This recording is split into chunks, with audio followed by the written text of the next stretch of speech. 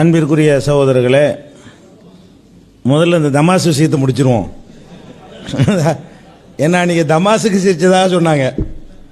நான் தமாசுக்கு சிரிச்சதாகவே சொல்லலை. நான் என்ன சொன்னேன்னு கேட்டால், ஷேக் அப்துல்லா ரொம்ப தமாஸ் பண்ணுறாருன்னு சொல்லி தான் சிரிச்சாங்கண்டேன்.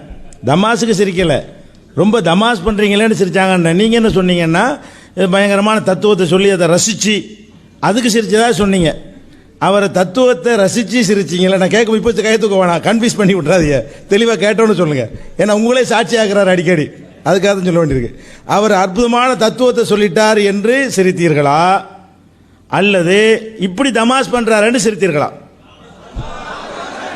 சரி சரி, மறுபடியும் அவங்கள சாட்சி இழுக்காதீங்க. ஏன்னா அவங்க உங்களுக்கு சாட்சி சொல்ல மாட்டாங்கன்னு தெரிஞ்சுட்டு ஏன் சாட்சி இழுக்கிறிய? சரி, அடுத்து ஷேக் அப்துல்லா என்ன சொல்கிறாருன்னு கேட்டால், மருந்துக்கு விளக்கம் சொல்லிட்டாங்க. எது? அல்ஜன்னத் பத்திரிகையில் மருந்துக்கு விளக்கம் சொல்லிட்டீங்க. உயிர் காக்கும்னு சொன்னமே உணர்வுல விளம்பரம், அதுக்கு ஏன் விளக்கம் சொல்லலை என்று ஒரு கேள்வி கேட்குறாங்க. அதுக்கும் விளக்கம் சொல்லிட்டேன். கொஞ்சம் கவனம் இல்லாமல் இந்த தமாசுன்னு சொன்னோம்ல, அதில் கொஞ்சம் கவனம் உங்களுக்கு திரும்பி இருக்குன்னு நினைக்கிறேன். அதுக்கும் விளக்கம் சொல்லியிருக்கிறேன். எப்படி சொல்லியிருக்கிறேன்? அல்லாஹ்வே அந்த வார்த்தையை ஒமன் கத்தலை, ஒரு நப்சை ஒருத்தன் கொண்டானையானால் உலகத்தை எல்லாம் கொள்ற மாதிரி, ஒமன் அஹ்யாஹா, ஒரு நப்சை வாழ வைத்தவன், உயிர் காத்தவன், இப்போ அன்னமா அஹியன் நாச ஜமியா, உலகத்தை எல்லாம் வாழ வைத்தவனை போலன்னு இந்த வார்த்தை பிரயோகத்தை அல்லாவே பயன்படுத்தி இருக்கிறான். ஒருத்தர் வாழ வைத்ததுங்கிற அர்த்தத்தில் நம்முடைய ஒரு காரியத்தினால் ஒருத்தர் வாழ்வார் என்று சொன்னால் அவர் வாழ வைத்தவர்ங்கிற சொல்ல பயன்படுத்தலாம் என்று அல்லாஹ் அனுமதித்திருக்கிறான் என்ற அடிப்படையில் சொன்னோன்னு பதில் முந்தைய சொல்லியாச்சு. சொன்ன நீ கவனிக்கவில்லை. அடுத்து என்ன கேட்குறாங்கன்னு கேட்டால், அப்போ மருத்துவர்கிட்ட அவுளியாட்ட கேட்டால் தப்புங்கிறீங்க, சிறுக்குங்கிறீங்க, மருத்துவர்கிட்ட கேட்டால் சிறுக்கு இல்லைங்கிறீங்களே, அது என்ன அப்படின்னு கேட்குறாங்க. இது சின்ன பிள்ளைக்கு விளக்குற மாதிரி பல தடவை நான் சொல்லிட்டேன். என்ன சொன்னோம்? அவுளியாட்ட கேட்கறது மருத்துவர்கிட்ட கேட்கறதுங்கிற டாப்பிக்கே இதில் இல்லை. அல்லாஹ்வின் நிலையில் நிறுத்தி கேட்பது என்பதுதான் நாங்கள் டாப்பிக்கு. மருத்துவர்கிட்ட கூட இப்படி கேட்குறாங்க. மக்களுக்கு நம்ம சொல்கிறோம், மக்களே நீங்கள் அங்கே ராமநாதபுரத்தில் ஒரு மருத்துவர் இருக்கிறார், இங்கே இருந்து கொண்டே எங்கே வேண்டாலும் இருந்து கொண்டு எத்தனை பேர் வேணாலும் சேர்ந்து கொண்டு எந்த மாதிரி வேண்டாலும் நீங்கள் கேளுங்க, அதெல்லாம் அவர் கேட்டு உங்களுக்கு பைசல் பண்ணுவார்னு சொன்னால் சிறுக்கு தான். நீங்கள் அவுளியாட்ட என்ன மாதிரி கூப்பிடுறீங்களோ அந்த மாதிரி கூப்பிட்டா சிறுக்கு தான். அது மருத்துவருங்கிற அடிப்படையில் பேசக்கூடாது. அல்லாஹ்வுடைய இடம் அங்கே கொடுக்கப்படுகிறதா, கூப்பிட்டதெல்லாம் சிறுக்காயிராது. தம்பி அந்த தண்ணி இடம்னா சிறுக்காயிருமா? கூப்பிடும் போதெல்லாம் சிறுக்கு வந்துடாது. அந்த கூப்பிடப்படக்கூடியவர் அல்லாஹ்வுடைய இடத்தில் நிறுத்தப்பட்டிருக்கிறாரா, அதை பார்க்க வேண்டும். இப்போ ஒரு மருத்துவர்கிட்ட கேட்கும்போது அல்லாஹ்வுடைய இடத்தில் நிறுத்தியா கேட்குறாங்க? இந்த விளம்பரத்தை பார்த்து விட்டு அவரை நோக்கி மக்கள் போய் ஒவ்வொருத்தரா கியூவில் நின்று போய் வைத்தியம் பண்ணுவாங்களா? இருந்த இடத்துல இருந்து அவரை கூப்பிடுவாங்களா? அதே நேரத்தில் நாகூரில் உள்ள அவுளியான்னு கூப்பிடுறவன் அங்கங்கே வந்து கூப்பிடுறானே, பல ஊர்லேருந்து கூப்பிடுறானே, தெரியாத பாஷையில் கூப்பிடுறானே, குறைஞ்ச சத்தத்தில் கூப்பிடுறானே, மனசுல இருந்து கூப்பிடுறானே, எந்த இடத்துல வச்சிருக்கிறான் அவரை? அப்போ அவரை கூப்பிடும்போது அவரை அல்லாஹ்வுடைய இடத்தில் வைத்திருக்கிறான். குழந்தைக்கு புரிகிற மாதிரி நான் காரணம் சொல்கிறேன். மருத்துவரை கூப்பிடும்போது அந்த இடத்துல வைக்கல. ஒரு மருத்துவருக்கு ஆங்கிலம் தான் தெரியும், தமிழ் தெரியாது. இவன் தமிழ் அங்கே கூப்பிடுவானா? மொழிபெயர்ப்பாளர் கூட்டிகிட்டு போவான். அப்போ அந்த மாதிரி எல்லாம் அவர் மனிதர் இடத்துல தான் வைத்து கேட்கிறான். ஒரு மருத்துவர்கிட்ட மருத்துவ உதவி நாடுகிறான் என்று சொன்னால் அந்த மருத்துவருக்கு அல்லாஹ்வுடைய தன்மை என்ன தன்மை இருக்குன்னு நினைச்சு கொடுக்குறான். ஒன்று தன்மையும் இல்லை. நம்மளை மாதிரி தான் இவர் கேட்பார், தெளிவாக வழங்கியிருக்கிறான். நம்மளை மாதிரி தான் இவர் பார்ப்பார், தெளிவாக வழங்கியிருக்கிறான். நம்மளை மாதிரி தான் இவரால் ஹெல்ப் பண்ண முடியும், தெளிவாக வழங்கியிருக்கிறான். அல்லாஹ்வை போல பார்ப்பார் என்று மருத்துவரை பற்றி அவனுக்கு எந்த நம்பிக்கையும் இல்லை. அல்லாஹ்வை போல கேட்பார் என்று மருத்துவரை பற்றி எந்த நம்பிக்கையும் இல்லை. அல்லாஹ்வை போல கொடுப்பார் என்று மருத்துவரை பற்றி எந்த நம்பிக்கையும் இல்லை. ஆனால் இறந்தவர்களை பற்றி அந்த நம்பிக்கை இருக்கிறது. இந்த நம்பிக்கைக்கு பேர் தான் ஷிர்க். அங்கதான் ஈக்குவல் ஆக்குறது, அங்கதான் சமமாக்குறது, அல்லாஹ்வுக்கு கூட்டாக ஆக்குவது. அப்ப அந்த தன்மை இருக்குன்னு உழவு தெளிவாக பண்ண பிறகு என்ன செய்றீங்க? அவுளியாட்ட கேட்டா ஷிர்க்குங்கிறீங்க, மருத்துவர்கிட்ட கேட்டா ஷிர்க்கு இல்லைங்கிறீங்க. அதான் சொன்னோம், மருத்துவர்கிட்ட இந்த மாதிரி கேட்டா ஷிர்க்கு தான். இந்த அவுளியாட்ட கேட்குறீங்களா அந்த மாதிரி ஒரு மருத்துவர்கிட்ட உலகத்தில் 50 பேர் எங்கே இருந்து வேண்டாலும் எத்தனை பேர் வேண்டாலும் அவன் பாட்டு கேட்டான்னு சொன்னால் அது சிறுக்கு தானே. அவர் அல்லாஹ்வுடைய இடத்துல வச்சிடறானா இல்லையா? அது உசுரோட இருந்தா என்ன, இறந்தவராக இருந்தா என்ன, இதையெல்லாம் நான் முன்னாடி விளக்கி இருக்கிறேன். அதனால உயிரோடு இருக்கிறார் இறந்து போனாருங்கிற டாபிக் அங்கே கிடையாது. எந்த இடத்தில் வைக்கப்பட்டிருக்கிறார், கேட்கப்படக்கூடியவர் கூப்பிடப்படக்கூடியவர் மனிதன் இடத்தில் வைக்கப்பட்டு கூப்பிடப்படுகிறாரா, அல்லாஹ்வுடைய இடத்தில் வைத்து கூப்பிடப்படுகிறாரா? இதுதான் கொஸ்டின். இந்த அம்சத்தின் அடிப்படையெல்லாம் ஷிர்க் என்று சொன்னோம் என்பதை நீங்க புரிந்து கொள்ள வேண்டும். அடுத்து என்னன்னு கேட்டா, அல்லாஹ்வுக்கு சமமாய் அல்லாஹ்வுக்கு லிமிட்டே இல்லை. அடுத்த வாதம், அல்லாஹ்வுக்கு லிமிட்டே கிடையாது. அல்லாஹ்வுடைய கேள்விக்கு லிமிட் இல்லை, அல்லாஹ்வுடைய பார்வைக்கு லிமிட் இல்லை. இவங்களுக்கு லிமிட் இருக்குன்னு சொல்லும் போதே அங்கே வந்து சமமாக்கலை அப்படிங்கிறாங்க. லிமிட் இல்லை இல்லை, இவருக்கு லிமிட் இல்லைன்னு நினைக்கிறிய, இவருடைய லிமிட் என்னப்ப? அல்லாவுக்கு லிமிட் இல்லை. லிமிட் இல்லைன்னு என்ன அர்த்தம்? எவ்வளோ பேர் இருந்தாலும் எந்த நேரம் இருந்தாலும் எந்த மாதிரி இருந்தாலும் அது அனைத்தும் அவனுக்கு கேட்கும், அது லிமிட்டே கிடையாது. இவருக்கு லிமிட் இருக்குங்கிறீங்க. நீங்கள் அழைக்கக்கூடிய இறந்து போனவருக்கு லிமிட் உள்ளது, அது லிமிட் என்ன? அதை நான் ஆரம்பத்தில் கேட்டுட்டு இருக்கிறேன். அது என்ன லிமிட்? எவ்வளோ வரைக்கும் கேட்பாரு? எந்த அளவு டெசிபிள் இருந்தால் கேட்பாரு? எத்தனை பேருடைய இதை ஒரு நேரத்தில் கேட்பாரு? அது மாதிரி எல்லாம் ஒரு எந்த மொழியில் இருந்தால் கேட்பாரு? எந்த நேரத்தில் கேட்பாரு? யார் யாருக்கு எவ்வளவு லிமிட்டு? அப்போ அல்லாவுக்கு அன்லிமிட்னு சொல்கிறேன், லிமிட்டே இல்லைங்கிறேன். லிமிட் இல்லாதவராக இன்னொருவரை நீங்கள் கருதினீர்களே ஆனால் இந்த விஷயத்தில் கேட்பதில் பார்ப்பதில் அல்லாவை போல இவருக்கு லிமிட் இல்லை என்று நினைப்பீர்களே ஆனால் அது ஷிர்க் இல்லாமல் வேற என்ன? இது தானே நீங்க ஆதாரம் காட்டணும். எப்போ நம்ம கூப்பிடுறோமோ ஷிர்க் வச்சிட்டோம். எப்போ உங்களை கூப்பிடும் போது அந்த தன்மையை கொடுத்து விட்டோமோ அப்பவே ஷிர்க் ஆகிவிட்டது. அந்த தன்மையை கொடுக்காமல் கூப்பிடுங்க, வராது. இப்போ நேராக ஒருத்தர் தர்காவுக்கு போகிறோம், ஒரு பேச்சு வச்சுக்கிறோம், தர்காவுக்கு போகிறோம், என்ன சாவுல மீதான்னு கூப்பிடுறோம், என்னப்பான்னு கையெழுத்து நல்லா இருக்கேன்னு கேட்குறாரு, இது தப்பா? அப்படி கேட்டால் தப்பு இல்லைங்க. நம்ம கூப்பிட்டோம், அவர் கேட்டார், ஆன்சர் பண்ணார், மனிதர் கேட்குற மாதிரி பேசி கொண்டோம். அல்ல அவரே ஒரு பேச்சுக்கு தான் நடக்க போகிற விஷயம் இல்லை. ஒரு பேச்சுக்கு இந்த விவாதத்துக்கு பார்வையாளர் வந்துட்டார். யாரு? மொஹிதீன் அப்துல் உட்காந்துருக்காரு. என்ன மொஹிதீன் சோமா இருக்கலான்னு கேட்கலாமே? வந்ததான் கேட்கலாமே. மனுஷன் மாதிரி தானே, மனுஷனா உட்காந்துருக்காரு, மனுஷன் மாதிரி பேசுறாரு, மனுஷன் மாதிரி ஆன்சர் பண்றாரு. அதா எதனால கூடாதுங்கிறோம்? இறைவன் இடத்தில் வைத்தல் தான் டாபிக். என்ன? இறைவன் இடத்தில் வைக்கிறதுக்கு பேர் தான் ஷிர்க். அப்ப டாக்டர்கிட்ட உதவி கேட்கும் போது அவரை இறைவன் இடத்தில் யாருமே வைக்கவில்லை. ஒரு ஒரு வியாபாரிட்ட உதவி கேட்கும்போது அவரை டாக்டர் இடத்தில் வைக்கவே இல்லை.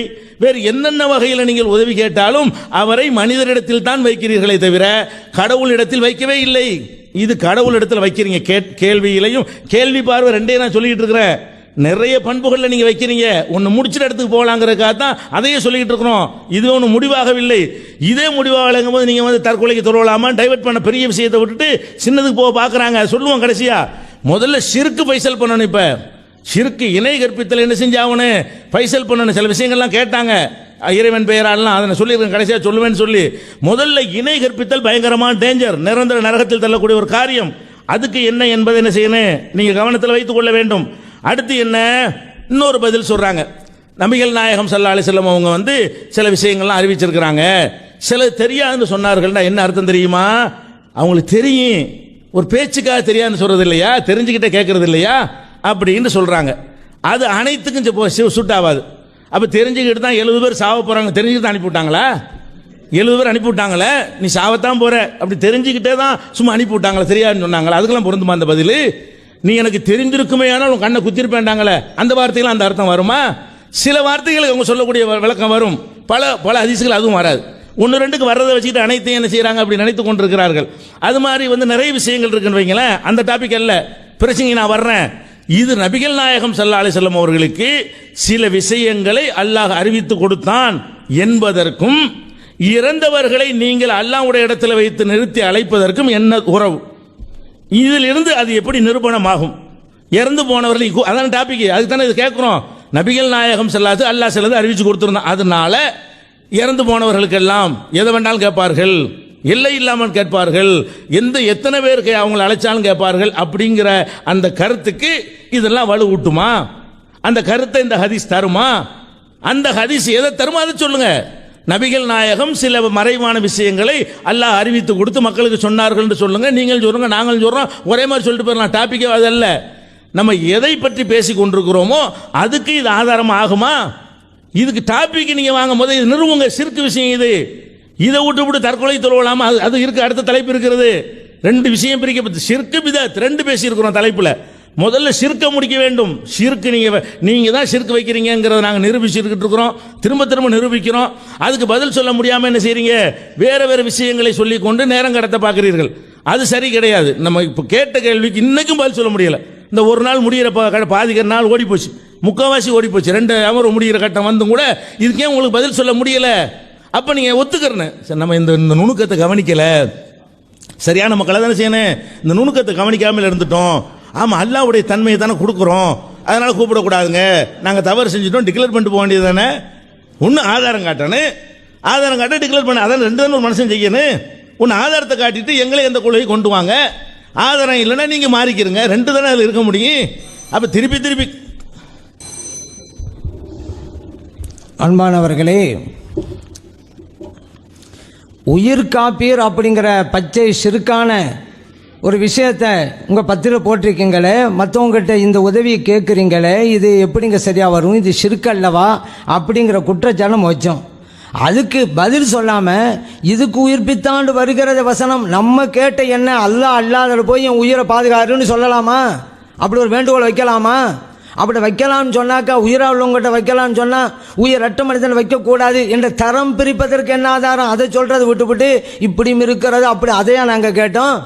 ஒரு ஆளை பார்த்து என் உயிரை பாதுகாருங்க சொல்லலாமா? உயிராகவே இருக்கட்டும், அல்லாவா? இல்லை எப்படி சொல்லலாம்? உயிராக இருக்கிறவர்கிட்ட சொல்லலாண்டா, அவர் என்ன அல்லாவா? அப்படி ஒரு கேள்வி வருதில்ல. அப்போ அல்லான்னு ஒப்புக்கொள்ளுங்க, உயிராக இருக்கணும் அல்லான்னு சொல்லுங்க. அல்லா இல்லைண்டா சொல்லக்கூடாதுன்னு சொல்லுங்க. ஏன்னா நியாயப்படுத்திக்கிட்டு இருக்கிறீங்க. அல்லாட்ட வைக்கிற ஒரு கோரிக்கை உயிராள மனிதன்ட்ட வைக்கலாங்கிறது கூட நியாயப்படுத்துறீங்க. ஒரு வலியுள்ளாட்ட போய் எனக்கு உதவி செய்யுங்கண்டா உடனே அந்த கேட்பாரா? ஆனால் ஹவுசனாயும் கேட்பாங்களா?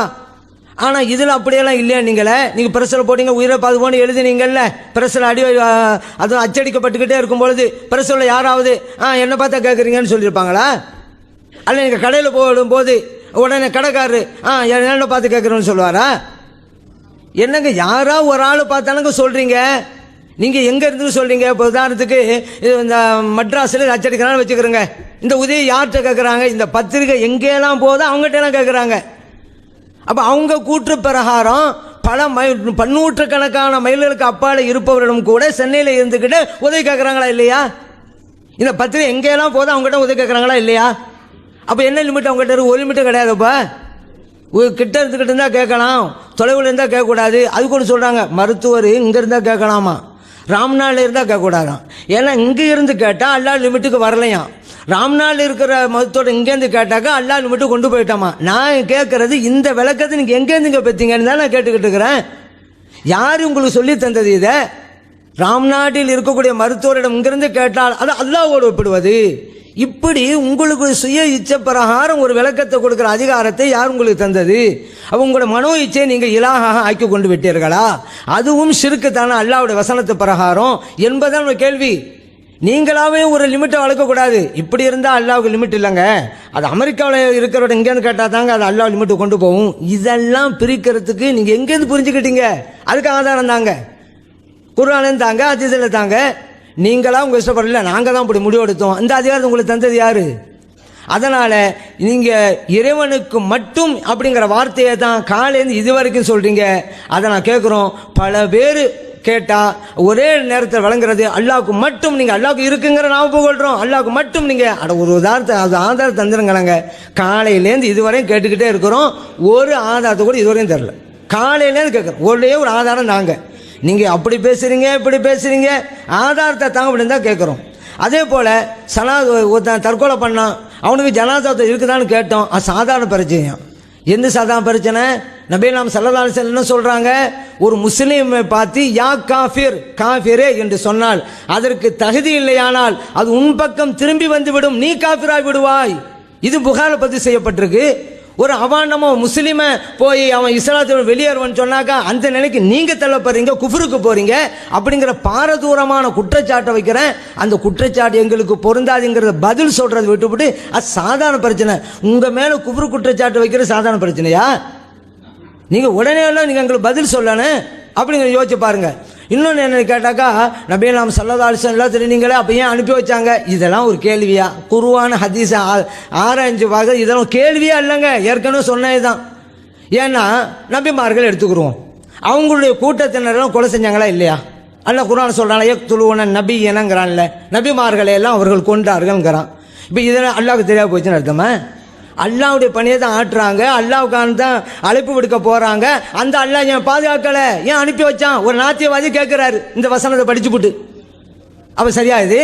அப்போ அல்லாஹ் தெரியாமல் அனுப்பி வச்சானா? ஒரு நபிக்கு அல்லாஹ் என்ன எழுதி வச்சாலும் அதுதாங்க நடக்கும். நல்லவரா கெட்டவரா அப்படிங்கிறது இதை வச்சாலும் முடிவு பண்ண முடியாங்க. அல்லாஹ் தால படுக்கும் போது யார் யார் எப்படி எப்படி இந்த உலகத்தில் போவாங்கிறது எழுதப்பட்டு விட்டது. ஆனால் கொலை செய்யப்பட்டு இந்த உலகத்தும் போவார் என்பதும் எழுதப்பட்டு விட்டது. நபிமார்கள் அப்படி தான் நடக்கிறது, அல்லாஹ் தான் எழுதி வைக்கிறான். அதுக்காக வேண்டி அப்போ அல்லாவுக்கு தெரியலை இவங்கெல்லாம் கொல்லுவாங்கண்டு, இல்லாட்டா அல்லாஹ் சொல்லியிருப்பான்ல நபி பார்த்தேன் அங்கெல்லாம் போகாதீங்க அவங்களாம் கொலை பண்ணி விடுவாங்க அப்படின்னு அல்லாஹ் சொல்லியிருப்பான், தெரியாமல் போச்சு என்ற நாத்தியவாதிகள் சொல்கிற ஒப்புக்கொள்வோமா? இன்னொன்று பாருங்க, நபிகள் நாம் ஸல்லல்லாஹு அலைஹி வஸல்லம் மூத்தாங்கிற இடத்துக்கு அனுப்பி வச்சாங்கல்ல, நான் ஏற்கனவே சொன்னேன். முதலாவதா ஸெய்த் ரலியல்லாஹு அன்ஹு ஷஹீதாகறங்க அறிவிச்சாங்க, அப்புறம் ஜாஃபர் ரலியல்லாஹு ஷஹீதாகறங்க அறிவிச்சாங்க, அப்துல்லாஹ் இப்னு ரவாஹா ரலியல்லாஹு அன்ஹு ஷஹீதாகறங்க அறிவிச்சாங்க, அப்புறம் ஹாலித் இப்னு வலீத் ரலியல்லாஹு அன்ஹு தலைமையேற்று நடத்துறாங்க, வெற்றி வாங்கி சூடுறாங்க. இது புகாரில் இருக்குங்க அறிவிச்சல்ல, இது உங்களுக்கு தெரிஞ்ச விஷயம். அதுக்கு அடுத்து இன்னொரு மேட்டை நான் உங்களுக்கு சொல்றேன், புகாரில் இருக்குங்க. நபிகள் நாம் ஸல்லல்லாஹு அலைஹி வஸல்லம் இந்த படையை அனுப்புகின்ற போது சொல்றாங்க, ஸெய்த் ரலியல்லாஹு அன்ஹு தான் இதுக்கு தளபதி, இவங்க அங்க ஷஹீதாக்கப்படுறாங்கன்னு வச்சுக்கிறங்க, அப்போ ஜாஃபர் ரலியல்லாஹு அன்ஹுவை நீங்க தளபதியா நியமிங்க அப்படிங்கிறாங்க. பாத்தீங்களா, அவங்க ஷஹீதாக்கப்பட தெரிய போய் தானங்க சொல்றாங்க, இவங்க ஷஹீதாக்கப்பட்டுட்டா ஜாஃபர் ரலியல்லாஹு அன்ஹுவை உங்களுக்கு தளபதியா நியமித்துக் கொள்ளுங்க. அப்புறம் சொல்றாங்க பாருங்க, ஜாஃபர் ரலியல்லாஹு அன்ஹு ஷஹீதாக்கப்படுறான்னு வச்சுக்கிறங்க, அப்துல்லாஹ் இப்னு ரவாஹா ரலியல்லாஹு அன்ஹு அவங்கள தளபதியா நியமித்துக் கொள்ளுங்க. நபிகள் நாம் ஸல்லல்லாஹு அலைஹி வஸல்லம் எப்படி அறிவிக்கிறான் பாருங்க, அதோட நிப்பாட்டிக்கிறாங்க. அப்புறம் அப்துல்லாஹ் இப்னு ரவாஹா ரலியல்லாஹு அன்ஹு ஷஹீதாக்கப்பட்டா யாரு செல்றதுங்கிறது மேட்டு சொல்ல, ஏன் உங்களுக்குள்ளாக தேர்ந்தெடுத்துக் கொள்ளுங்க அப்படிங்கிறாங்க. இப்போ நபிகள் நாம் ஸல்லல்லாஹு அலைஹி வஸல்லம் சொன்னாங்களா இல்லையா? ஸெய்த் ரலியல்லாஹு அன்ஹு அவங்க ஷஹீதாக்கப்பட்டாக்கா, அப்புறம் ஜாஃபர் ரலியல்லாஹு அன்ஹு அவங்க ஷஹீதாக்கப்பட்டா, அப்துல்லாஹ் இப்னு ரவாஹா ரலியல்லாஹு அன்ஹு எப்படி சொல்லி அனுப்புறாங்க, புகாரில் இருக்குதே. அப்போ இவங்கெல்லாம் கொல்லப்படுவாங்கல்ல, ஏன் அனுப்பி வச்சாங்க அப்படின்ற சொல்றது, அவங்களுக்கு எல்லாம் எழுதி வச்சது பெரிய பாக்கியம். அது அந்த பாக்கியத்தை ஸல்லல்லாஹு எப்படி தடுப்பாங்க? ஒரு ஷஹாதோட மர்தபாங்கிறது எவ்வளோ பெரிய பாக்கியம். ஸல்லல்லாஹு அலைஹி வஸல்லம் சொல்லி அனுப்புறாங்க, புகாரில் இருக்குது. அதில் இதை வச்செல்லாம் சொல்ல வேணாம், நம்ம ஒன்று நினைவில் வைங்க. நபிகள் நாம் ஸல்லல்லாஹு அலைஹி வஸல்லம் அவங்களுக்கு அல்லாஹ் தஆலா எல்லாத்தையும் சொல்லி கொடுத்தாங்கிறோம். இங்கேயே அல்லாஹ் வேற, நபிகள் நாம் ஸல்லல்லாஹு அலைஹி வஸல்லம் வேறண்டா ஆகிப்போச்சு. நபிகள் நாம் ஸல்லல்லாஹு அலைஹி வஸல்லம் எவ்வளவுதான் தெரிந்தாலும் எல்லைக்கு உட்பட்ட ஞானத்தை தான் தெரிந்திருக்கிறார்கள். இறைவனுடைய ஞானம் எல்லை இல்லாதது, முடிஞ்சு போச்சு. அல்லாஹ்வுக்கு எல்லைன்னு இருந்தால் தான் அந்த இடத்துல நபியை கொண்டு வைக்கிறாங்கன்னே வரும். அப்படி சொல்லக்கூடியவர்கள் இறைவனுக்கு எல்லையை வகுக்கிறார்கள் வரும், அது பச்சை ஷிர்காகும். இறைவன் எல்லைக்கு அப்பாற்பட்டவன். அதனால நபிகள் நாம் ஸல்லல்லாஹு அலைஹி வஸல்லம் அவர்கள் இந்த ஞானத்தை தானாக பெறல, அல்லாஹ்வால் கொடுக்கப்பட்டது. எத்தனை வித்தியாசம் வருதுங்க. அப்ப எப்படிங்க அல்லாஹ்வா இருக்க முடியும்? அதனால தெளிவா ஒன்று வைங்க, எப்போ அல்லாவுடைய லிமிட்டுக்கு நம்ம கொண்டு போகலண்டா பிரச்சனை இல்லைன்னா அவங்கள ஒத்துக்கிட்டாங்க. இப்போ நம்ம உதவியெல்லாம் கேட்குறோமே, மருத்துவர்களெல்லாம் கேட்குறோமே, அல்லா லிமிட்டு கொண்டு போகல, முடிஞ்சு போச்சு. சொல்லிட்டீங்கல்ல, நாங்களும் அல்லா லிமிட்டு கொண்டு போகல, நீங்கள் பார்த்து கொண்டு போகிறீங்க நான் கொண்டு போகிற ஆயிருமா? நானும் வித்தியாசம் காட்டுறேனே, அப்போ நீங்கள் இந்த வித்தியாசம் சொல்லி விளக்கம் சொல்லுங்க. இப்போ நான் சொல்கிறேன், அல்லாவுக்கு எல்லை இல்லை, இவர்களுடைய ஞானத்திற்கு எல்லை உண்டுங்கிறேன். இல்லை இப்படி சொன்னாலும் அல்லாவோட இடத்துல வைக்கிறதே தான். அப்போ நீங்கள் சொல்லுங்கள், வலிமார்கள் எல்லாம் தானா ஒன்றும் தெரியாதவங்க, எந்த சக்தி இல்லாதவங்க, அல்லாஹ் தான் கொடுத்தாங்கிறேன். அதனால வித்தியாசம் இருக்குங்கிறேன். இப்போ நீங்க சொல்லுங்க, இல்ல இல்ல இப்படி சொன்னாலும் அல்லாவோட இடத்துல நீங்க வைக்கிறீங்க, அப்படி ஆகுமா? அப்ப இந்த வித்தியாசத்துக்கு என்ன அர்த்தம் இருக்கு? அதனால நம்ம சொல்லிட்டோங்கிறதுனால எதை வேணாம் சொல்லாங்க. அதுபோல நபிகள் நாம் ஸல்லல்லாஹு அலைஹி வஸல்லம் மறைமுக ஞானத்தை சொன்னது அதனால எல்லாம் வலிமார்கள் அவளோட உதவி கேட்கலாம் அப்படிங்கிறதுக்காக இல்லை. நீங்க ஆரம்பத்தில் வச்சிங்கல்ல, யாருக்கும் தெரியாது போகாது. இன்னும் சொல்ல போனால் ஒரு மருத்துவரை கூட பலருக்கு இந்த காலத்து இமெயில் மூலமாக சொல்கிறாரு, இந்த மருந்து சாப்பிடுங்க, இந்த மாதிரி சாப்பிடுங்க. ஒரு இடத்துல இருந்துக்கிட்டு பல நோயாளிகளுக்கு மருந்து கொடுத்துட்டு இருக்கிற ஆலோசனை பண்ணிட்டு இருக்கிறாருங்க. ஆலோசனை கொடுக்குறாரு, ஒரு இடத்துல தான் இருப்பார். இங்கே இருக்கிறவர் சவுதியில் இருக்கக்கூடியவருக்கு ஆலோசனை கொடுக்குறாரு இமெயிலில். அந்த அளவுக்கு வந்து போச்சு. அது எப்படி தொலைவில் எப்படி ஆலோசனை பெற முடியும்? கிட்ட இருந்த மருத்துவருக்கு தான் முடியும்லாம் இப்போ பொருந்துமா? இன்னொன்று சொன்னாங்க, ஒரே ஆள் எப்படி பலருக்கு உதவி செய்ய முடியுங்கிறாங்க. வெப்சைட் வந்ததுனால இப்போ பேசுகிறேன், கூகுள் வெப்சைட்னு இருக்குது. அதில் ஒரு ஆள் உட்காந்துட்டு ஏன் அவன் எனக்கு அமெரிக்கா பற்றி விவரம் வேணும் அப்படின்னு சொல்லி அடித்தாக்கா அமெரிக்கா பற்றி விவரத்தான் அவர் தெரிகிறாரு. அதே நேரத்தில் ஒரு ஜப்பான் விவரம் வேணுங்கிறாரு, இன்னொரு பாம்பே விவரம் வேணுங்கிறாரு, இன்னொரு டெல்லி விவரம் வேணுங்கிறாரு. ஒரே நேரத்தில் கேட்ட அத்தனை பேருக்கும் உதவி செஞ்சுக்கிட்டே இருக்கா இல்லையா இந்த வெப்சைட்?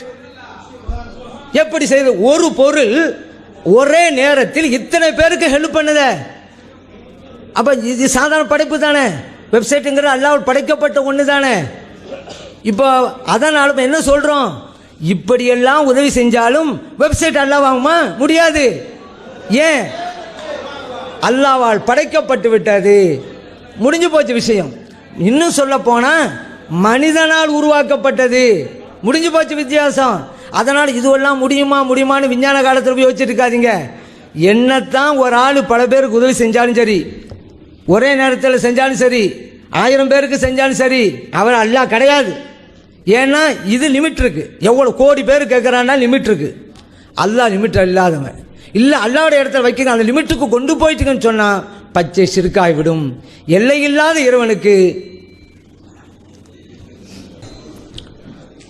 அன்பிற்குரிய சகோதரர்களே, செய்திக்கு போகிறதுக்கு முன்னாடி இந்த தரப்பு மக்களுக்கு சொல்லிக்கிறோம், அந்த தக்பீர்லாம் சொல்லக்கூடாதுன்னு இருக்கு. நம்மளும் சொல்ல சொன்னால் ரசபசமாயிரும், கருத்துக்கள் கேட்காது இல்லையா. அமைதியாக இருங்க. நீங்கள் அதை முன்மாதிரி எடுத்துக்கிட்டு நீங்கள் ஆரம்பிச்சிட வேணாம்.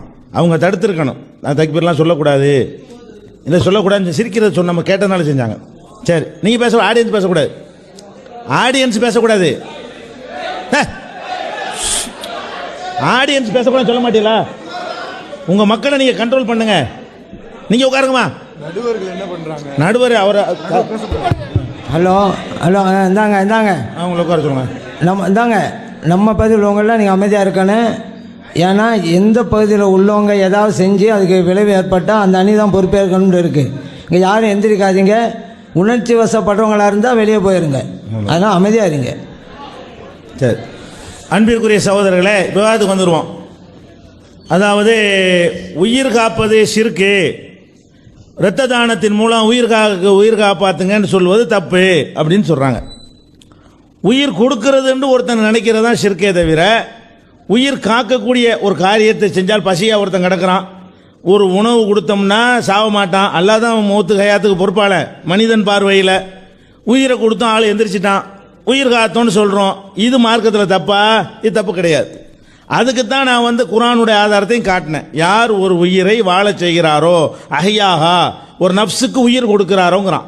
உயிர் கொடுக்குறேன்னா உயிர் கொடுக்குறேன்னு அர்த்தம் கிடையாது, உயிரை காப்பாற்றுறது.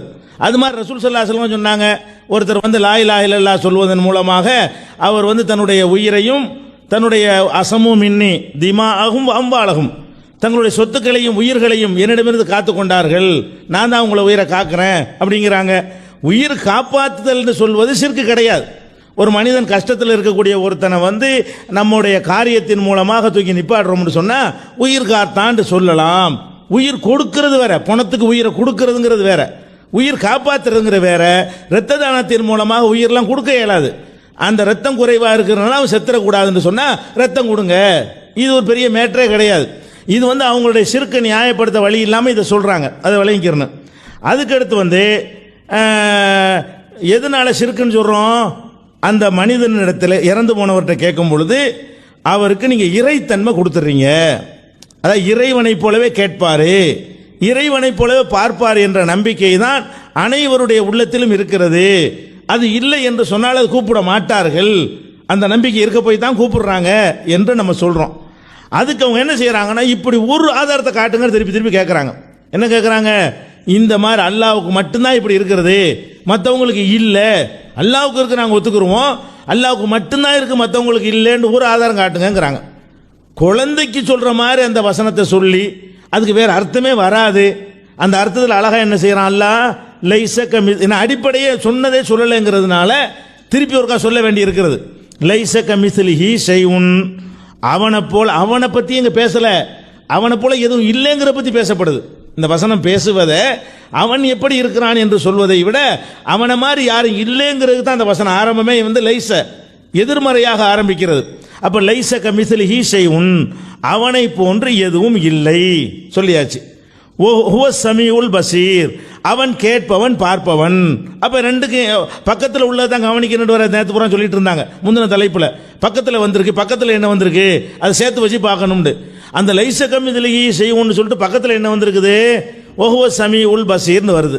அப்போ அவன் கேட்பவன் என்று சொன்னால் அந்த கேட்பதில் அவனை போல யாரும் இல்லை.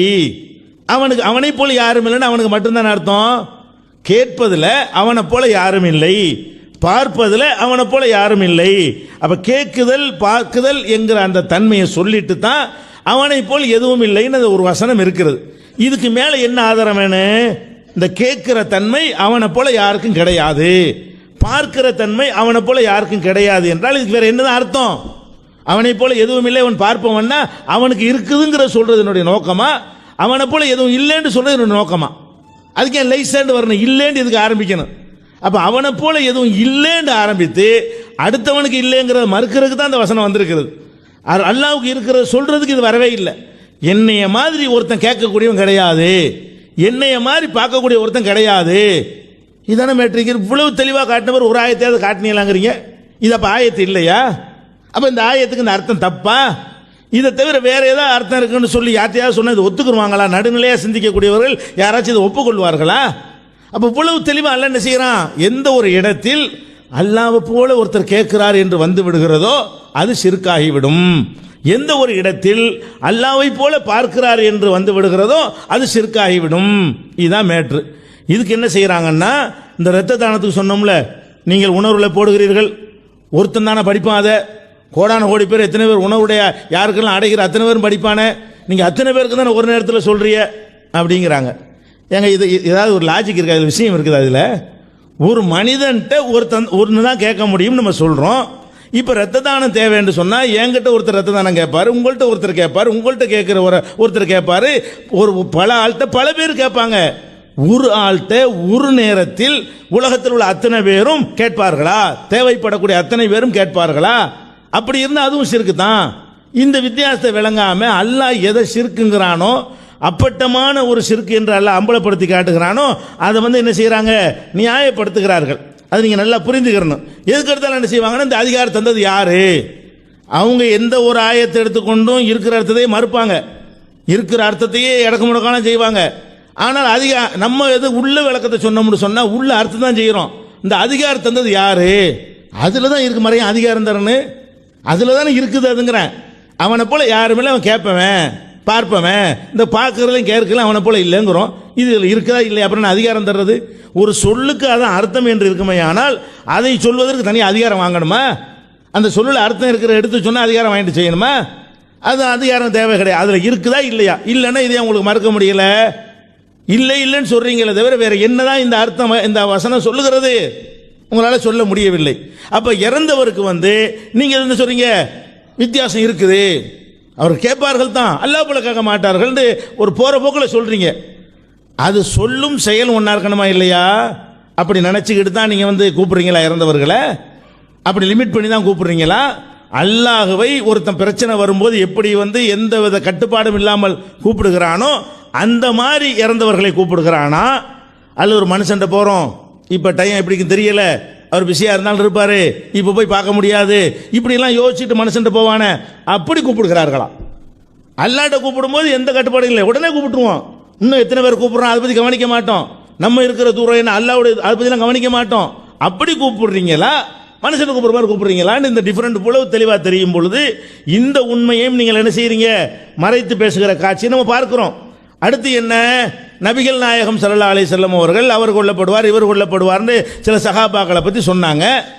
அதுக்கும் இதுக்கு என்ன சம்பந்தம்? டாபிக்கு அதுல இருந்து இந்த கருத்து எப்படி நிலைநாட்டப்படும்? ரசூல் ஸல்லல்லாஹு அலைஹி வஸல்லம் சில பேருடைய மரணத்தை பற்றி முன்கூட்டி சொன்னார்கள் என்று சொன்னால் அதிலிருந்து எத்தனை பேர் கேட்டாலும் லிமிட் இல்லாமல் எங்கிருந்து கேட்டாலும் அது நம்ம கூப்பிடலாம், அது உங்களுக்கு விளங்கும், அல்லாஹ்வுடைய கேட்கும் திறன் வந்து விட்டது என்பதற்கு இது ஆதாரமாகுமா? அது ஆதாரமாகட்டி அது எதுக்கு இங்கே சொல்ல வேண்டிய அவசியம் என்ன இருக்கிறது? அதையும் நம்ம கவனத்தில் கொள்ளணும். பேசிக்கலாக ஷிர்க் நிரூபணம் ஆகுது, சந்தேகத்துக்கு இடம் இல்லாமல். இதுதான் பச்சை ஷிர்க், இதுக்கு மிஞ்சின ஷிர்க்கே கிடையாது. இது பச்சையான பகிரங்கமான இணை வைத்தல், பகிரங்கமான அநியாயம் என்பதில் ரெண்டாவது கருத்து கிடையாது. அடுத்து என்ன கேட்குறாங்க? ரசூல் ஸல்லல்லாஹு அலைஹி வஸல்லம் தெரிஞ்சா ஏன் 70 பேர் அனுப்பி வச்சாங்க அப்படின்னு கேட்டால் உடனே மறுபடியும் அல்லாவோட ஒப்பிட பார்க்குறாங்க. அல்லாஹ் மாத்திரம் நபிமார்களை கொலை செய்தார்கள் சொல்றானே, தெரிஞ்சா ஏன் கொல்ல விட்டான் அப்படிங்கிற மாதிரி கேட்குறாங்க. அல்லாஹ்வை பொறுத்த வரைக்கும் அவன் எதை நாடி எதை செய்வான், அதை தடுக்கலாம் தீர்மான விதி எழுதிட்டான், அது உண்மை. ஆனால் நபிகள் நாயகம் ஸல்லல்லாஹு அலைஹி வஸல்லம் அவர்கள் இந்த விஷயத்தை விட்டுருங்க. இன்னொன்று கேட்குறேன். ஒருத்தர் எட்டி பார்க்குறாரு, யாருன்னு தெரியல, பின்னாடி அவர் தெரிஞ்சிருது. முன்னாடியே நீ எட்டி பார்த்தது எனக்கு தெரிந்திருக்குமையானால் ஈட்டினால் குத்தி உன் கண்ணை குருடாக்கி இருப்பேன். லவ் அலிம்து, அறியல, முன்னாடி அறிந்து இருந்தால். இது பேசிக்க சொல்றதா? முன்னாடி அறிஞ்சிருந்தா குத்தி இருப்பாங்களே, கண்ணை குத்தி இருப்பாங்களே, கண்ணை குத்தலையே, குத்தலைன்னு அறியலன்னு அர்த்தம். ஃபார்மாலிட்டிக்கு சொன்ன வாசகம் இல்லையே. அதே மாதிரி தன்னுடைய மனைவியின் மீது பழி சுமத்தப்படும் பொழுது அது பொய்ன்னு தெரிந்திருந்தால் அது மாதிரி ரசூலுல்லாஹ் நடந்திருப்பாங்களா இல்லையா? அது பழி பொய் தானே. ஆனால் ஆயிஷாட்ட போய் நீ அது நடந்திருக்காமா, நீ தௌபா செஞ்சிக்கமா அப்படின்னு ஆயிஷாவே என்ன சொல்றாங்க? இந்த வதந்தி வந்த பிறகு என்னோடு முன்பு போல் ரசூலுல்லாஹ் பழகுவது இல்லை, முன்பு போல் அன்பு செலுத்துவது இல்லை. அப்போ பொய்யான அவதூறு என்று தெரிந்தும் கூட அவங்களையே அது பாதிச்சிச்சு. பொய்னா எப்பவும் போல அன்பா இருப்பாங்களே? அவதூறுக்கு முந்தி எந்த அன்பு காட்டினாங்களோ அந்த அன்பை அவதூறுக்கு முந்தி ஏன் காட்டல? மக்கள் பேசின பேச்சு அவர்களை பாதித்திருக்கிறது ஏன்? தெரியாத விஷயத்தினால. அதனால சில விஷயங்கள் இப்படி இப்படி தாவியல் கொடுக்க முடியும், அனைத்துக்கெல்லாம் கொடுக்க முடியாது. பொதுவான விஷயம் என்ன? அல்லாஹ் எது இருப்பதா சொல்றான்னு நம்ப வேண்டும். அன்பானவர்களே,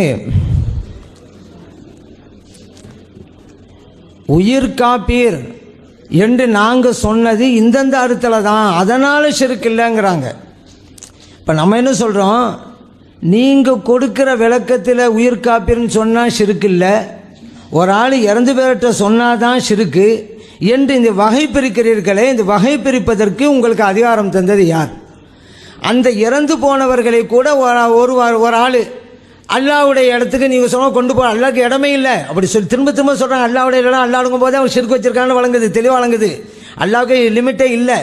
இப்படி சொல்லும்போது ஒரு ஆள் சொல்லாரு, உங்களுடைய பிரகாரம் உயிராக இருக்கிறவனை எப்படி நினைக்கிறீங்களோ அப்படி நினச்சி தாங்க நான் ஒரு மறைந்து போனவர்கிட்ட கேட்குறேன், இப்போ ஷிர்காம் பாரு, இப்போ இந்த அளவுகள் பிரகாரம் ஷிர்க் இல்லை அப்படின்னு சொல்ல முடியுமா? அப்படி சொல்லிடலாம். நீங்கள் உங்கள் கொள்கை அதுதானா? நம்ம என்ன சொல்கிறோம்? உயிராக இருந்தால் உயிர் காப்பீர் என்று கூட சொல்லலாம், என் உயிரை பாதுகாருங்க என்று கூட சொல்லலாம். அது ஷிர்கல்ல. இறந்து போன சொன்னாதான் ஷிர்க்கு என்று பிரிக்கிற அதிகாரத்தை உங்களுக்கு யார் தந்தது?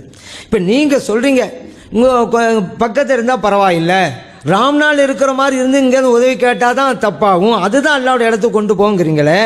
இப்படி நீங்கள் பிரிப்பதற்கு ஆதாரமாக எதை எடுத்து வச்சிங்க? குர்ஆன்லேருந்து எதை எடுத்து வச்சிங்க? ஹதீஸ்லேருந்து எதை எடுத்து வச்சிங்க? அதுதான் நம்ம கேட்குறோம். நீங்கள் தானே சொல்கிறீங்க பக்கத்தில் இருந்தால் கேட்டுக்கிறலாம், ராம்நாளுக்கு இங்கேருந்து கேட்டாக்கா ஷிர்கா போயிருங்கிறீங்களே. இப்படி பிரிப்பதற்கு நீங்கள் எங்கேருந்து ஆதாரத்தை பெற்றீங்க? அந்த ஆதாரத்தை நாங்கள் தாங்க. இப்படி சொன்னோன்னே ஆதாரத்தை நாங்கள் ஓதுனோமே, அது ஆயத்து இல்லையா? ஆயத்து இல்லைன்னு நாங்கள் சொன்னோமா? ஒரு ஆள் ஆதாரம் கேட்கும் பொழுது ஏதோ ஒரு வசனத்தை ஓதிவிட்டு நான் ஆயத்தை ஓதிவிட்டு ஆதாரம் நீங்கள் எடுத்துக்கிறீங்கன்னா அது ஆதாரம் ஆயிருமா? எதுக்கு ஆதாரம்? அந்த ஆயத்தையில் ஓதானே. நீங்கள் ஓதுன ஆயத்தில் நமக்கு பார்வை இருக்குன்னு சொன்னாலும் குற்றமாயிருமே. ஏன் அதில் எப்படி வருது? லைஸ கமிஸ்லிஹி ஷைஉன், இறைவனை போன்று எதுவும் இல்லை.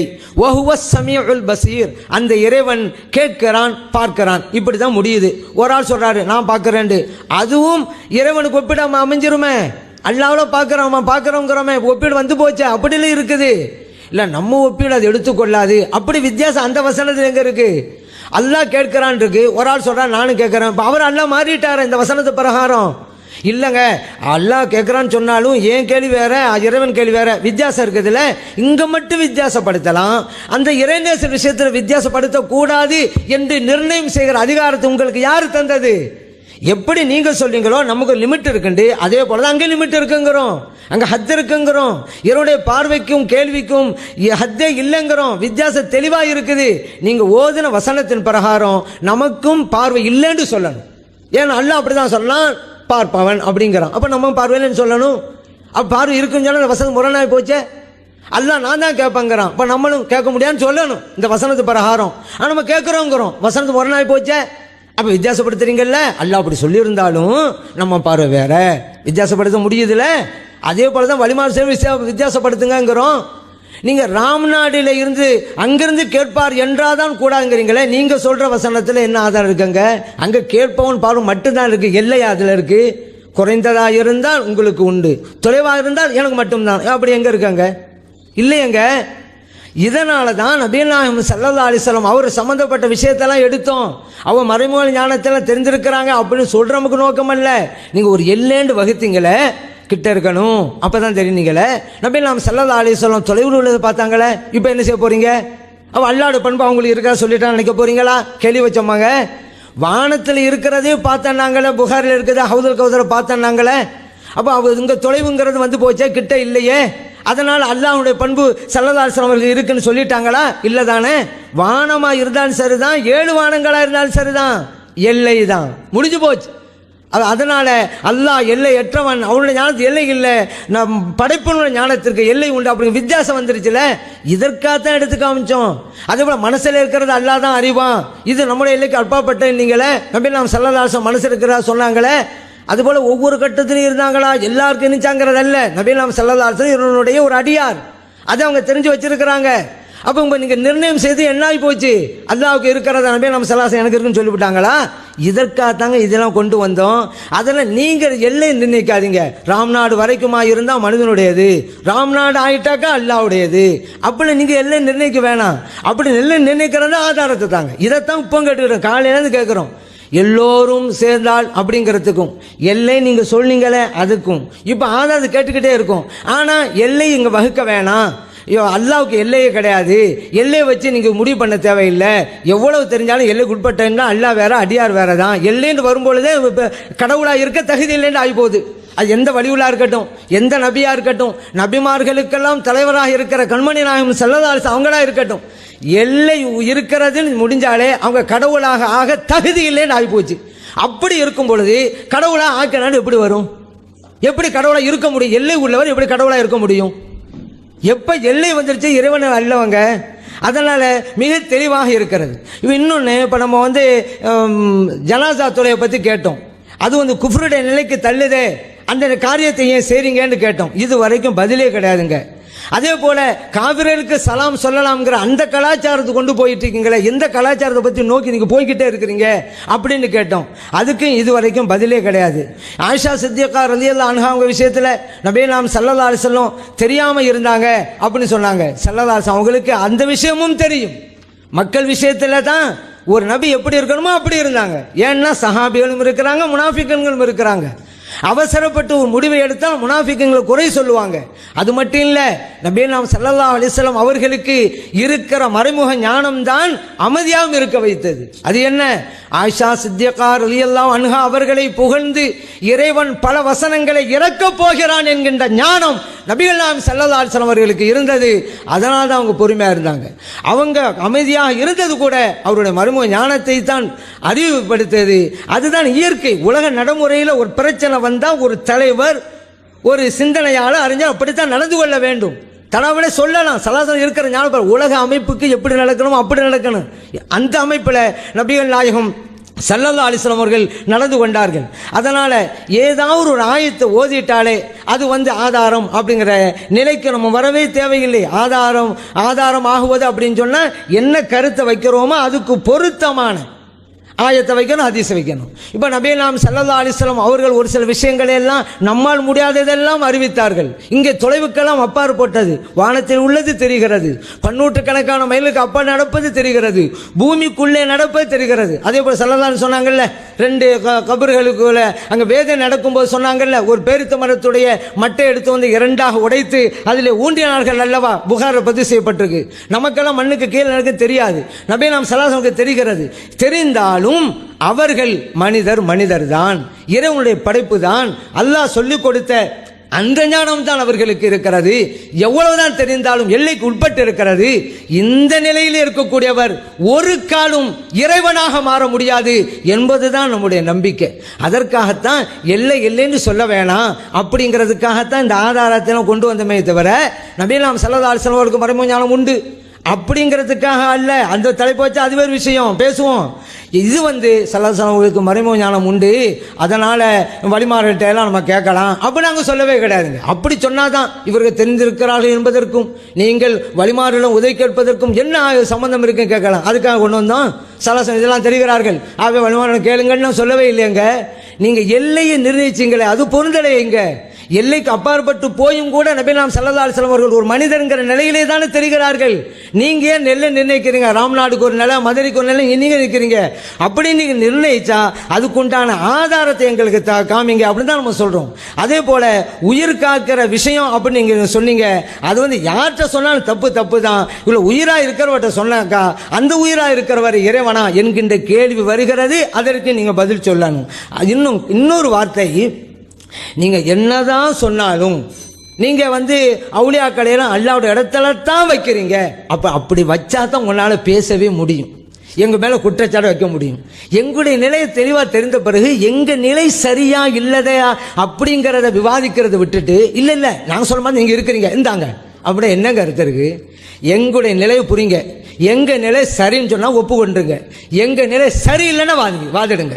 எங்கள் நிலை சரியில்லைன்னா அதுக்கு ஆதாரம் என்ன சொல்லுங்க, அதுதான் நியாயமாக இருக்குமே தவிர இல்லை இல்லை நீங்கள் அப்படி தான் இருக்கிறீங்க அப்படி நீங்களாவே சொல்லிக்கிட்டு நீங்களாவே குற்றச்சாட்டு வச்சுக்கிட்டு இருந்தால் என்ன கருத்து இருக்குது? அப்படி பார்த்தா சிலைவை எனக்கு நீங்கள் தான் செஞ்சிட்டீங்க, அது தப்பு தப்பு நான் சொல்லிகிட்டே இருக்க முடியுமா?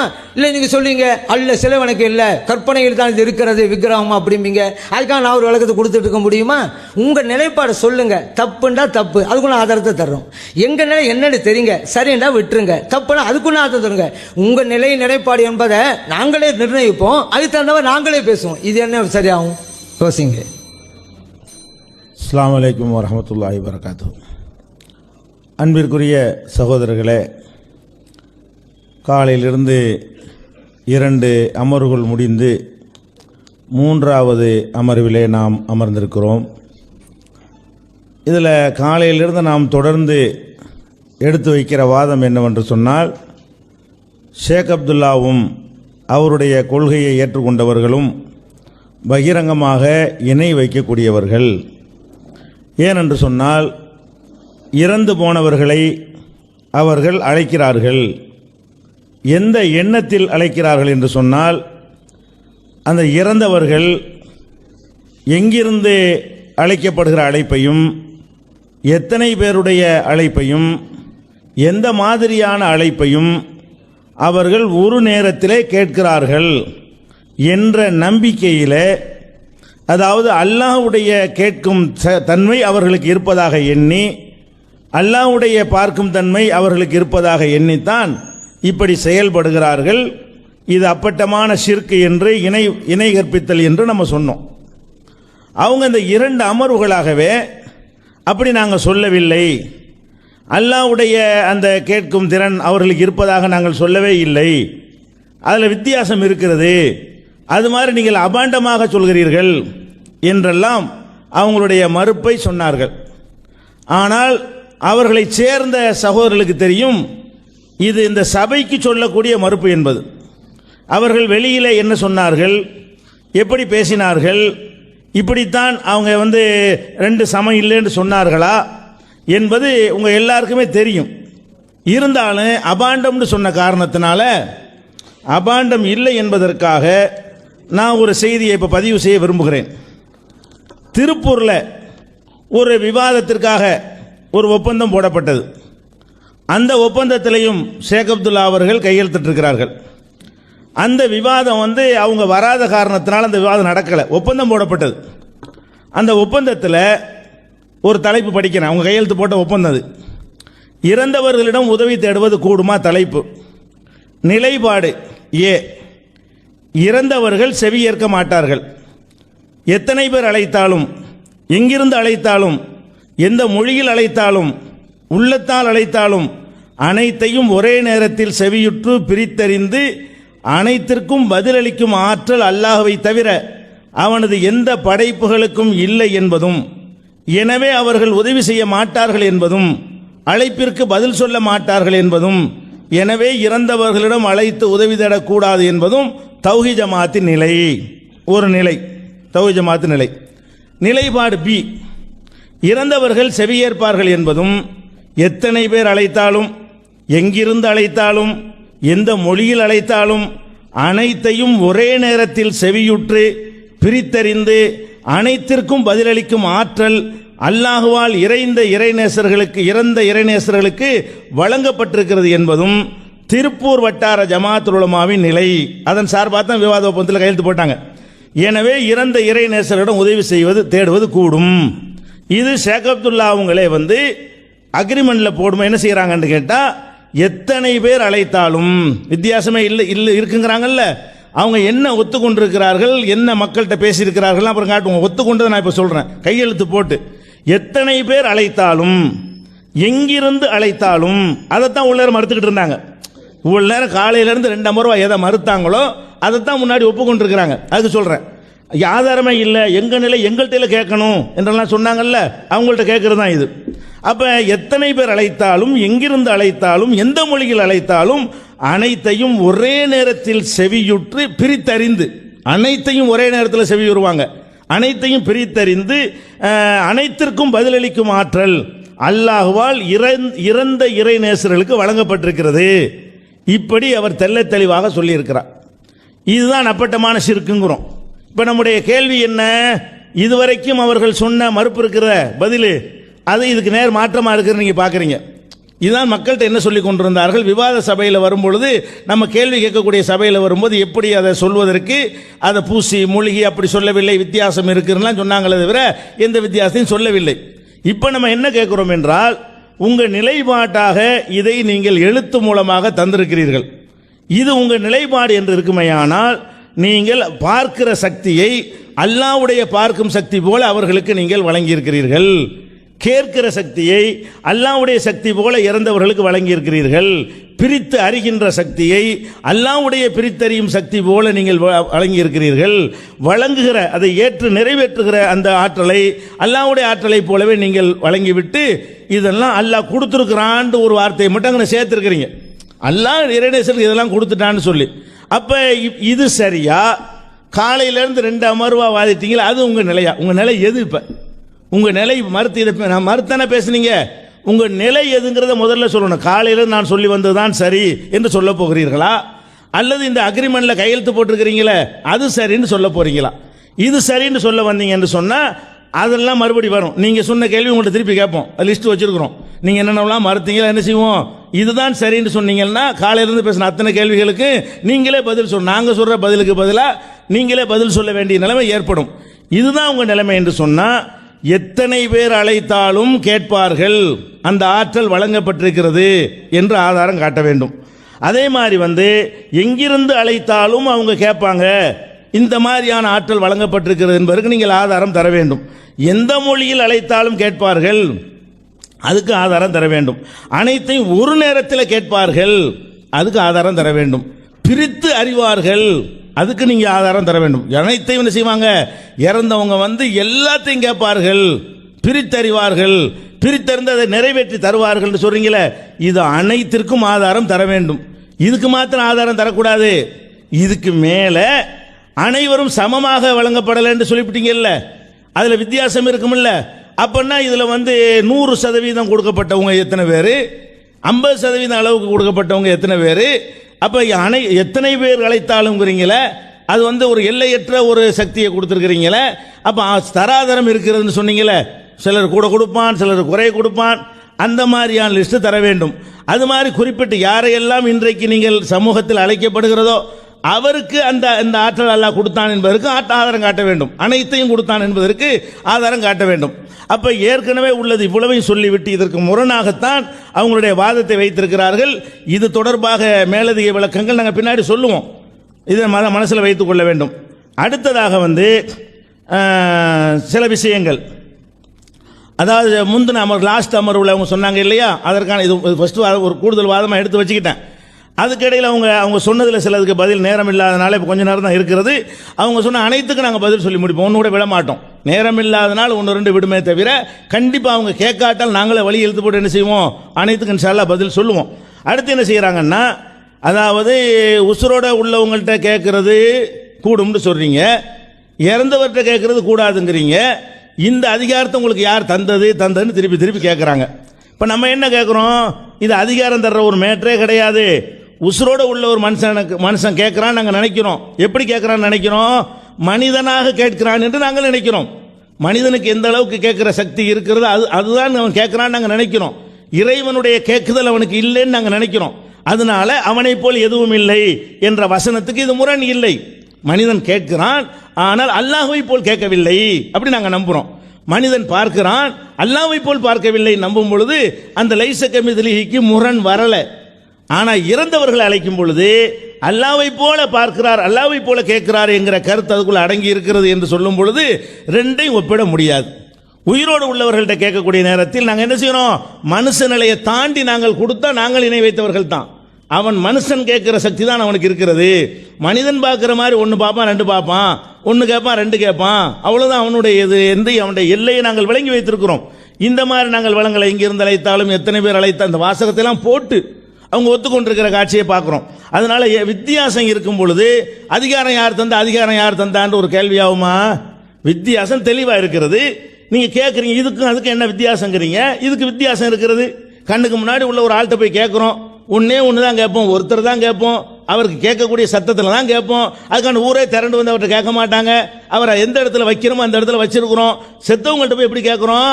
இங்கேயும் கேட்குறோம், அங்கேருந்து கேட்குறோம், எங்கேருந்து எங்கே வேணாலும் கேட்குறோம். அப்போ அந்த மாதிரி கேட்கக்கூடிய நேரத்தில் தான் அவர் அனைத்தையும் கேட்பார் என்ற கருத்தை செயல் விளக்கத்தின் மூலமாக காட்டுகிறீர்கள். உங்களுடைய செயலால், உங்களுடைய நடத்தையால், உங்களுடைய அழைப்பால் அந்த கருத்தை திணிக்கிறீர்கள் என்று சொல்லும் பொழுது ரெண்டுக்கும் வித்தியாசம் இருப்பதை நீங்கள் புரிந்து கொள்ள வேண்டும். இதுக்கு யார் அதிகாரம் கொடுத்தாங்கிற ஒரு கேள்வி திருப்பி திருப்பி கேட்குறாங்க. இது ஒரு வாதத்தில் ஏற்கத்தக்க ஒரு கேள்வியே கிடையாது. இந்த மாதிரி வித்தியாசம் இருக்கக்கூடிய நேரத்தில் இப்படி கேட்கக்கூடாது. அந்த வார்த்தைக்கு அந்த அர்த்தம் இருக்குதா இல்லையா? அஸ்ஸலாமு அலைக்கும் வரஹ்மத்துல்லாஹி வபரகாத்துஹு. கண்ணியத்திற்குரிய உலமா பெருமக்களே, அன்பார்ந்த பெரியோர்களே, இளைஞர்களே, களியக்காவில விவாதத்தில் நடந்த அந்த ஒப்பந்தம், திருப்பூரில் போட்ட ஒப்பந்தம் தான் அது. அந்த ஒப்பந்தத்தின் அடிப்படையிலே தான் களியக்காவில விவாதம் நடைபெற்றது. அதை தூக்குனதுக்கு மிகப்பெரிய ஆதாரமே என்ன தெரியுமில்ல? இந்த விவாதத்துக்கு போடப்பட்ட அந்த நிலைப்பாட்டுக்குரிய ஆதாரம் எதுவும் இல்லை அப்படிங்கிறத நிரூபித்து விட்டது. இப்பொழுது போடப்பட்ட அந்த விவாதத்தினுடைய நிலைப்பாடு என்ன? ரெண்டாவது தலைப்பு, இணை வைப்போரும் பிதத்துவாதிகளும் யார்? அவங்களுடைய நிலைப்பாடு என்ன? குர்ஆன் ஹதீஸ் ஆதாரங்களின் அடிப்படையில் ஷேக் அப்துல்லா ஜமாலி, சுன்னத் ஜமாத் ஐக்கிய பேரவையினர் மற்றும் அவர்களது கொள்கையை பின்பற்றக்கூடியவர்கள் அனைவரும் முஷ்ரிக் எனும் இணை வைப்பாளர்கள், பிதஅத்வாதிகள் என்பது தமிழ்நாடு தௌஹீது ஜமாத்தின் நிலைப்பாடு. நம்முடைய நிலைப்பாடு என்ன? தமிழ்நாடு தௌஹீது ஜமாத்தினர் இணை வைப்புக்கும் பிதஅத்திற்கும் சொந்தக்காரர்கள். இந்த தலைப்பில் தானங்க விவாதம் நடத்தினேன். அப்போ பேசாமல் நம்ம ஒப்பந்தம் போடாமல் நிலைப்பாட்டையும் விவரிக்காமல் நம்ம ஏற்கனவே விவாதம் நடத்தினோமே களியக்காவில, அதே நடத்திக்கலான்னு போயிருக்கலாமே. ஏன் நம்ம ஒப்பந்தம் போட்டால் நிலைப்பாட்டை தெரிவித்தோம்? அப்போ அவங்க போட்ட அந்த நிலைப்பாட்டில் ஆதாரத்தை எடுத்து வைக்க எதுவுமே இல்லைங்கிறதுனால களியக்காவில விவாதத்தை தூக்கி விட்டாங்க. எந்த ஒப்பந்தம் போட்டிருக்கோ அதுக்கு வந்து அந்தாங்க நீங்களும் முஷ்ரிங்க இருந்தாங்க ஆதாரம், அதை எடுத்து வைக்க முடியல. காலையிலேருந்து இது வரைக்கும் நீங்கள்லாம் பிதத்துவாதிகள்ங்க, இந்தாங்க ஆதாரம் என்று காலையிலேருந்து இதுவரைக்கும் எடுத்து வைக்கல. அதை விட்டுவிடு களியக்காவிலை வாதத்தில் இப்படி போட்டீர்களே, அதற்கு என்ன பதில், இதற்கு என்ன பதில் அப்படின்னு அர்த்தம். இப்போ நாங்கள் எடுத்துக்கொண்ட அந்த நிலைப்பாட்டிற்கு எங்கிட்ட எந்த ஆதாரம் இல்லை, அதுக்கு பதில் சொல்லுங்க அப்படின்னு சொல்லிட்டாங்க. இதுக்கு முன்னால் ஒரு கடிதமே நாங்கள் எழுதணும். அந்த கடிதத்தின் போது கூட இந்த விவாதம் நடந்துச்சுலங்க. இதுக்கு முன்னால் சில கடிதங்கள் எங்களுக்கு மத்தியில் போக்குவரத்து நடந்துச்சு. அதில் வந்து மதுஹபை, தர்காவை, மௌலிது, அவுலியா எல்லாத்தையும் விவாதிக்கணும் அப்படின்னு அவங்க எழுதியிருந்தாங்க. அப்போ நம்ம சொன்னோம், நம்ம தான் விவாதிச்சிட்டோம்ல மதுஹபை பற்றி, தர்காவை பற்றி, மௌலிதை பற்றி, அவுலியா பற்றி விவாதிச்சிட்டோம்ல களியக்காவிலையில். மறுபடியும் நீங்கள் அதே தலைப்பில் விவாதத்துக்கு கூப்பிட்றீங்க. அப்போ களியக்காவில விவாதத்தில் நீங்கள் தோற்று போயிட்டீங்க. அதனால தான் மறுபடியும் நடத்தி ஜெயிக்கணுங்கிறது எங்களை கூப்பிட்றீங்க. நீங்களே ஜெயிச்சிருந்தா மறுபடியும் விவாதத்துக்கு வாங்கல், அந்த தலைப்படியும் கூப்பிடுறீங்க, அர்த்தமே இல்லையே அப்படிங்கிறத நாங்கள் கேட்டோம். உங்கள் கூற்றுப்படி வென்றது சகோதரர் பிஜே அணியினர் தான் என்றால் வென்ற தலைப்புகளில் மீண்டும் விவாதிப்பதற்காக ஜமாலி அவர்களை ஏன் அழைக்கிறார்கள்? இது ஒன்றே போதாதா தோற்று போனது சகோதரர் பிஜே அணியினர் தான் என்பதற்கு அப்படின்னு போட்டுட்டு அப்புறம் கடைசியில் இருந்தாலும் கூட ஒரு சான்ஸ் கொடுக்குறோம். எப்படின்னு கேட்டால், வேண்டுமானால் ஒன்று செய்யலாம், களியக்காவிலை விவாதத்தில் நாங்கள் தோற்று போய்விட்டோம் என்று சகோதரர் பிஜே அவர்கள் தன் கைப்பட எழுதி தரட்டும்.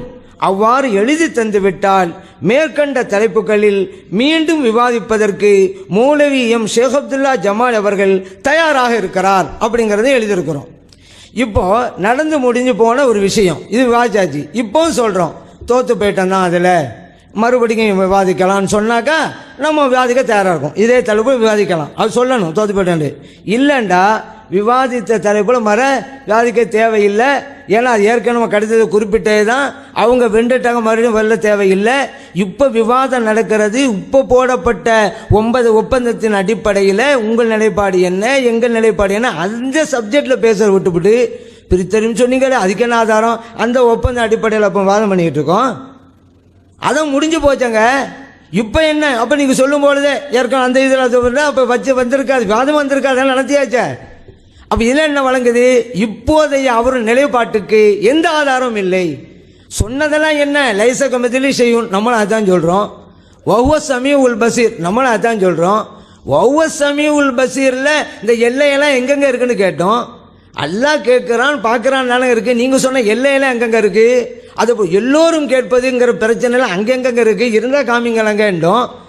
அவங்க சொன்ன எந்த விஷயமும் அந்த வசனத்தில் இல்லை. வசனத்தை ஓதி விட்டோம்டா ஏதாவது ஒரு வசனத்தை ஓதி தான் ஆதாரங்களாமா? என்ன சப்ஜெக்டோ அதுக்குரிய வசனத்தை ஓதி தான் ஆதாரம் காமிக்கணும். அதனால் இது முடிஞ்சு போன விஷயங்க.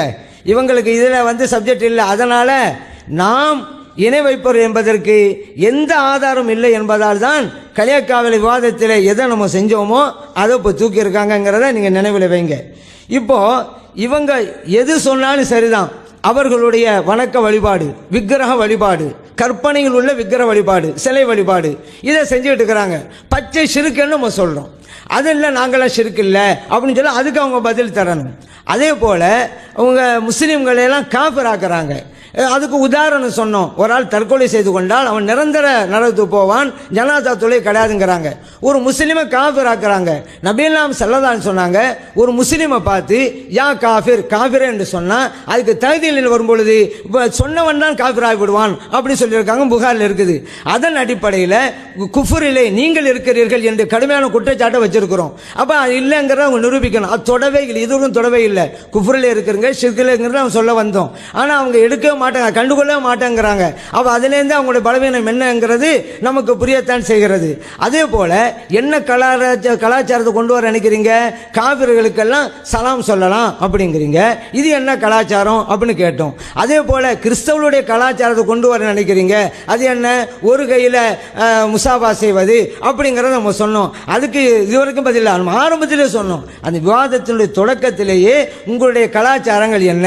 எல்லாம் பிரமத கலாச்சாரங்கள் அல்லவா இருக்கிறது, பிதாத் அல்லவா செய்றீங்க, ஷிர்க் அல்லவா செய்றீங்க, இதுவெல்லாம் கூடாது அப்படிங்கிற ஒரு பாயிண்டை நம்ம வச்சோம். இதுவரைக்கும் அவங்க பதில் தரவே இல்லை. அப்போ இதுலேருந்து அவங்க என்ன வழங்குன்னு சொன்னால் அவங்களிடம் உரிய ஆதாரம் கிடையாது. அதனால தான் ஒரு ஆள் பல ஆள் நமக்கு புரியத்தானே செய்யுது, நாமே தான் இந்த வித்தியாசத்தை வச்சுக்கணுங்கிறாங்க. அதை தான் நம்ம கேட்டோம். நாமே தான் அப்படின்டா இந்த அதிகாரத்தை உங்களுக்கு தந்தது யாரு?